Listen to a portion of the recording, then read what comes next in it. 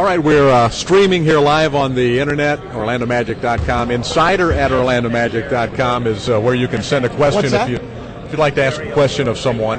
Yeah. So we've talked with a number of players, Dwight Howard, Mikael Petrus most recently, and now the head coach. His favorite day of the year, media day, because he gets to spend so much time with all the wonderful folks that grill him and question all of his moves and second guess him throughout the season. It's your chance to get even with everybody right here in the stand. There you go. Well, actually, I don't mind this day at all because it means training camp starts tomorrow. So that's the good part. This is what you sort of put up with so you can get to what you want to do. I know you're focused on the team. No chit-chat about what you did over the summer. I'm sure you had a great summer. So let's get right to it. What are your thoughts on this basketball team this year? The addition of Petrus, the addition of Anthony Johnson, are these two moves enough to raise this team to a level? Well, I think two things. I think the moves are very good for us. I think that, what we wanted to do is we wanted to get bigger, tougher, better defensively, do all of that and not take away from our shooting, which was the strength of our team. A pretty tall order for a general manager, and I think Otis did a great job. I think Mikael Petrus gives us more size at the two-guard spot. He can also play the three as a backup. Great athleticism, a guy who can shoot the three but plays above the rim. Very, very athletic guy who we think can develop into a real defensive stopper in this league. Anthony Johnson's a veteran guy who started 57 games last year. He's played in the NBA Finals. He knows how to win. He brings great, great toughness. I also think we get a great addition. To me, it's a great addition, and Tony Battie coming back is like a free agent signing for me. And Courtney Lee, our first-round draft choice. So I think we got four good players. We obviously lost some guys who did a great job for us and were very valuable, but I think we've added in a lot of areas and still kept the strength of our team the same. As you look around the Eastern Conference, I think the East has gotten quite a bit better in the offseason. Toronto adds Jermaine O'Neal. Philadelphia, clearly, with Elton Brand, is going to be a better basketball team.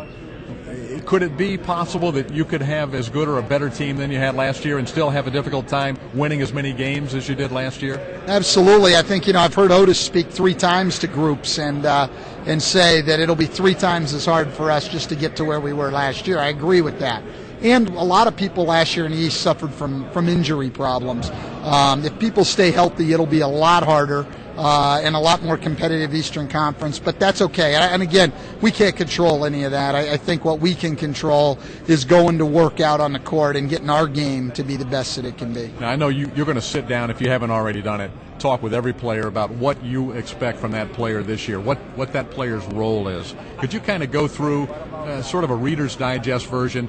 First of all, Dwight Howard. What do you want Dwight Howard to accomplish this year individually and for the team? Well, I think Dwight clearly is, one of the best, if not the best, big men in the league, and we need him to dominate the game at both ends of the floor. That paint area has got to be his.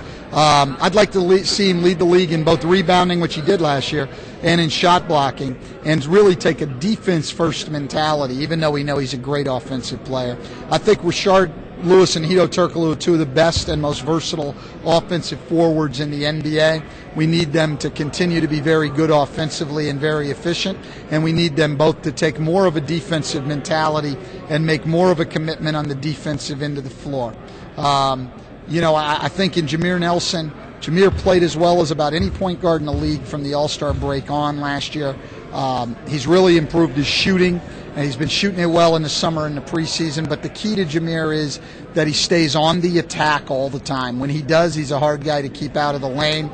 We need him to do that on a consistent basis and keep his energy level high. And stay healthy. In my opinion, when Jameer Nelson is healthy, when his body is right, he's a very good point guard. There's no question. It's the physical, he gets knocked down, he takes the ball to the basket. Is there anything he can do changing the way that he plays to protect himself a little more, or is it just Jameer? No, and I think if Jameer doesn't attack, then he's a mediocre guy. I mean, I think his greatness, so that's one of the things we 22. talk to our guys about is not only their role, but what we see as their greatness. And every NBA player, I think, has got something that makes them great. And Jameer's greatness is in his ability to attack, but he's a small guy, and if you attack, you're going to get knocked down. That's going to happen to him. We hope he stays as healthy as he can, but he's a tough guy. He sticks his nose in there, and he's going to get knocked around a little bit. Are you comfortable with 2 point guards with Johnson and Jameer, or do you think Mike Wilkes is a guy that you'd really like to see him step up in the camp and show that he could be a roster guy for you? Do you need a 3rd point guard? Well, we do need a 3rd point guard, and Mike was a guy we were very, very happy to get.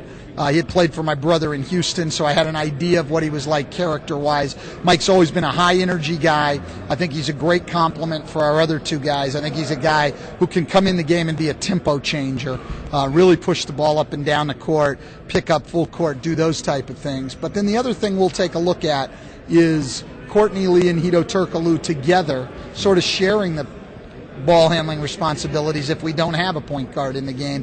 That's something you'll see a little bit, I think, in the preseason, because it's something we'd like to take a look at. Anything else we might look for different from last year, all of the months you've had to think about things? Well, you'll notice some real subtle things. I think that we've tried to create some different, we'll try to create some different offensive situations for our main guys. We'll try to get Richard and Hito both the ball around the elbow area a little bit more, where they've got more opportunities to get to the basket quickly. Some new ways to get Dwight the ball inside. I think our style of play for the most part will stay the same. It was an effective one. We'll try to push the ball as much as we can, try to play off Dwight inside, and try to really spread the floor out. And how many threes we shoot, I don't know, but I think we'll always have the threat of at least 3 guys out there, and oftentimes 4 3-point shooters that'll make it tough for people. It's a fun team to watch, and it wins basketball games, so that's a pretty good combination. Well, Keep it up. The second part's what I care about, is that it wins games, but I do think we had a style of play